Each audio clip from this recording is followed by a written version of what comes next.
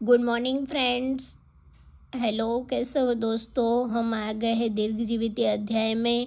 अभी तक हमने क्या क्या पढ़ लिया। अभी तक हमने चरक सूत्र स्थान वन का जो दीर्घजीवित अध्याय है वो स्टार्ट कर लिया है। उसमें हमने क्या पढ़ा। पहला तो पढ़ा कि भरद्वाज उग्र तपा है, धन्वंतरी दीर्घ तपा आदि देव हैं। फिर क्या पढ़ा, फिर हमने पढ़ा कि त्रिवर्ग पढ़ा, त्रिजात पढ़ा। फिर सम्राट अशोक को उद्वगुद व्याधि होती है, ये पढ़ लिया। फिर हमने लास्ट में पढ़ा था कि 4 प्रकार के आयुर्वेद का वर्णन बताया है, हितायु, सुखायु, दुखायु, अहितायु। और हम आगे 41 नंबर के श्लोक पर आगे बढ़ते हैं। ओके, चलिए पढ़ते हैं 41 नंबर का श्लोक। शरीरेन्द्रिय सत्व आत्मा संयोगोधारी जीवितम। शरीर इंद्रिय सत्व आत्मा संयोगोधारी जीवितम। नित्यगश्च अनुबंधश्च पर्यारेर आयु उच्यते।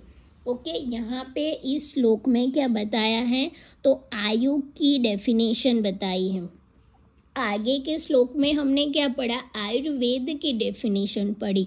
यहाँ आयु क्या है, आयु की डेफिनेशन पढ़ी। ओके, तो आयु की डेफिनेशन में क्या बताया है, 4 चीज़ों का संयोग बताया हुआ है। कितनी चीज़ों का संयोग बताया है, 4 चीज़ों का। 4 चीज़ों में क्या आता है, शरीर, इंद्रिय, सत्व और आत्मा। ये चारों चीज़ों का संयोग बताया है।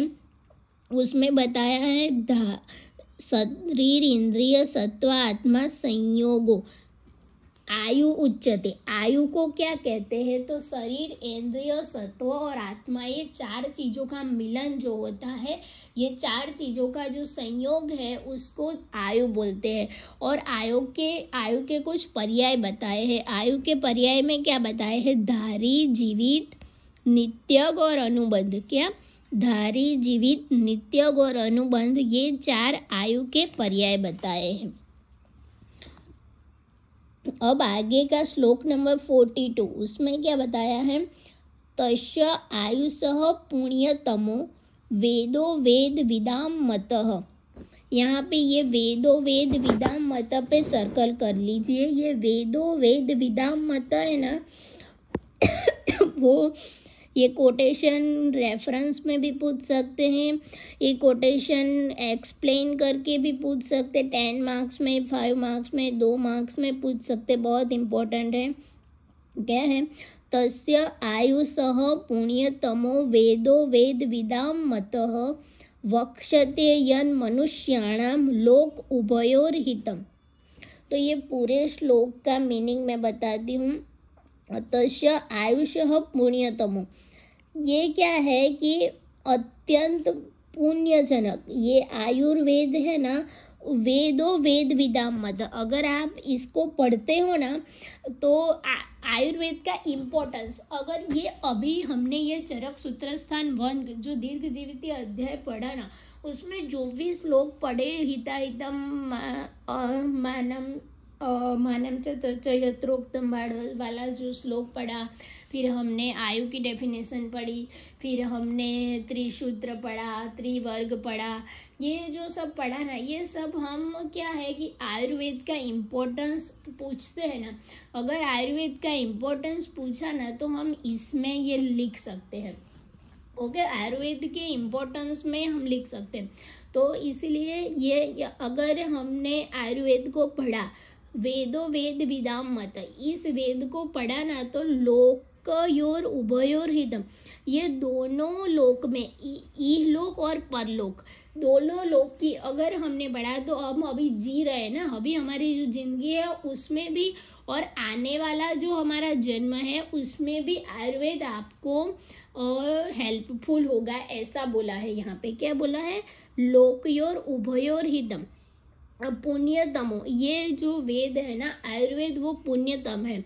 आयुर्वेद पुण्यतम है, वो आपको इहलोक और परलोक दोनों में इम्पोर्टेंस होगा। तो अगर ऐसा बोलते हैं कि आयुर्वेद इहलोक में और आने वाले जन्म दोनों में इम्पोर्टेंस है, ऐसा कौन से अध्याय में इम्पोर्टेंस बताया है?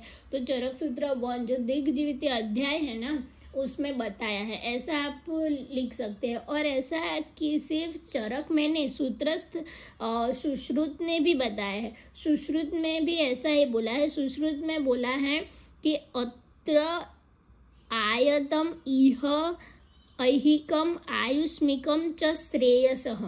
दैट मीन्स के ये लोक में और आने वाले जो हमारा दूसरा जन्म है उसमें भी इम्पोर्टेंस बताया है। तो अब हम क्या पढ़ते हैं? अब हम श्लोका नंबर 45 पढ़ते हैं। श्लोका नंबर 45 में क्या बताया है? सर्वदा सर्वभावानां सामान्यं वृद्धि कारणम। क्या? सर्वदा सर्वभावानां सामान्यं वृद्धि कारणम हास हेतु विशेषश्च प्रवृत्तिरुभयस्य तु। सर्वदा सर्वभावानां, सर्वभावों में सामान्य वृद्धि कारण, कोई भी चीज में जो सामान्य होता है ना, वो उसकी वृद्धि का कारण बनता है। कोई भी चीज की अगर सामान्य है तो वो वृद्धि करेगा। सामान्य दैट मीन्स सेम होगा। अगर सेम होगा तो वृद्धि करेगा। सर्वदा सर्वभावानां सामान्यं वृद्धि कारणम हास हेतु विशेषश्च। हास हेतु विशेषस्य दैट मीन्स अगर ऑपोजिट है तो उसका डिक्रीज करेगा। हास हेतु विशेषस्य प्रवृत्तिरुभयस्य तु। ये दो प्रकार की प्रवृत्ति होती है। क्या प्रकार की प्रवृत्ति? एक तो उसको बढ़ावा देगी और एक उसका हास करेगी। हास दैट मीन डिक्रीज करेगी और एक इंक्रीज करेगी। सर्वदा सर्वभावानाम, हमेशा सर्वभावानाम, सभी भावों में क्या होता है? सामान्य वृद्धि कारण। जो सिमिलैरिटीज होती है ना, वो उसकी वृद्धि का कारण बनती है, और जो डिसिमिलैरिटीज होती है वो उसके हास का कारण बनती है। सामान्यम एकत्व कर्म। सामान्य क्या होता है? सभी चीजों को एक करता है। विशेषस्तु पृथकत्व, जो विशेष है, जो अलग अलग चीजें है, वो एक दूसरे से, जो डिसिमिलैरिटीज होती है वो एक दूसरे को अलग करती है। तुल्य अर्थता ही सामान्यम विशेषस्तु विपर्य। जो तुल्य है ना, वो जो सामान्य है वो सेम है, विशेषस्तु विपर्य, विशेष जो है विपर्य है। चक्रपाणी ने क्या बताया है? तो चक्रपाणी ने सामान्य के टाइप्स बताए हैं। चक्रपाणी ने सामान्य के 3 टाइप्स बताए। क्या बताए? जीडी के। हमने जीडी के आगे पढ़ा था, याद करो, हमने आगे जीडी के कहाँ पढ़ा था? तो हमने जहाँ पे पदार्थ, आचार्य चरक ने पदार्थ बोला था, वहाँ क्या बोला था कि सामान्य विशेष जीडी के गुण द्रव्य कर्म और समवाय, यही पढ़ा था। देख लीजिए एक बार, हम देख लेते हैं। सामान्यम च विशेषम च गुणान द्रव्याणि कर्माणि च समवाय। ओके, हो गया। सामान्य विशेष जीडी के और समवाय, ये बना दिया। और यहाँ पे भी क्या है? यहाँ पे क्या है? द्रव्य गुण कर्म। यहाँ जीडी के नहीं है, यहाँ द्रव्य गुण कर्म, मतलब यही 4 है। आप जीडी के याद रख सकते हो, कोई बात नहीं। तो ये सामान्य के टाइप्स बताए हैं। ये किसने बताए हैं? तो चक्रपाणी ने। ये बहुत इम्पोर्टेंस है, किसने बताए हैं? तो चक्रपाणी ने सामान्य के टाइप्स बताए हैं। चक्रपाणी ने सामान्य के टाइप्स कितने बताए हैं? तो चक्रपाणी ने सामान्य के 3 टाइप्स बताए हैं, द्रव्य, गुण और कर्म।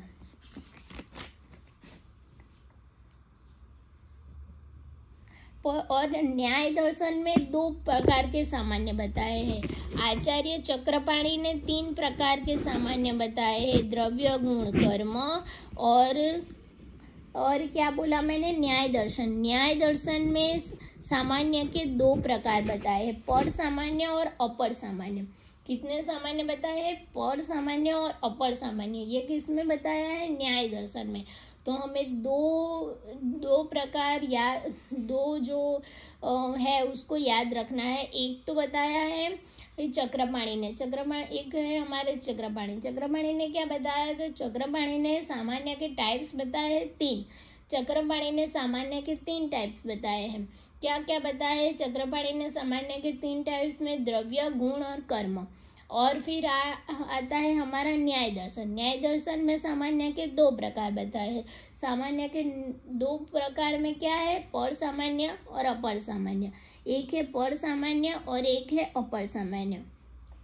फिर एक आता है, एक इम्पोर्टेंट थिंग आती है, क्या है वो आता है पुमान। पुमान किसको बोलते हैं, तो पुमान बोलते हैं हमारे सत्व, आत्मा और शरीर को। ये 3 को पुमान बोलते हैं। किसको, सत्व, आत्मा और शरीर को पुमान बोलते हैं। और आयुर्वेद का अधिकरण करके एक टॉपिक आता है, तो आयुर्वेद का अधिकरण किसको बोलते हैं, तो पुमान प्लस त्रिदंड। पुमान प्लस त्रिदंड को आयुर्वेद का अधिकरण बोलते हैं। आयुर्वेद का अधिकरण क्या है, पुमान प्लस त्रिदंड। उसमें पुमान क्या है, तो सत्व, आत्मा, शरीर। क्या है, पुमान, सत्व, आत्मा, सत्व, आत्मा, शरीर पुमान है। और आयुर्वेद का अधिकरण क्या है, पुमान प्लस त्रिदंड।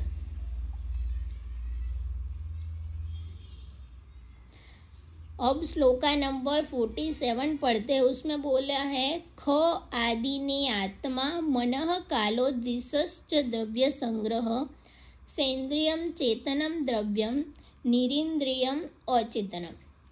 यहाँ पे 2 प्रकार के द्रव्य बताए हैं, चेतन द्रव्य और अचेतन द्रव्य। चेतन द्रव्य क्या है, सेन्द्रियम चेतनम द्रव्यम। क्या बताया, सेन्द्रियम इंद्रियम चेतनम द्रव्यम। जिसके पास इंद्रिय है वो चेतन द्रव्य है। निरेंद्रियम अचेतनम। अचेतन क्या है, ये पूरे के पूरे ब्रह्मांड में अचेतन कौन है, तो जिसके पास इंद्रिय नहीं है वो अचेतन है। और चेतन क्या है, तो जिसके पास इंद्रिय है, स इंद्रियम चेतनम। जिसके पास चेतन है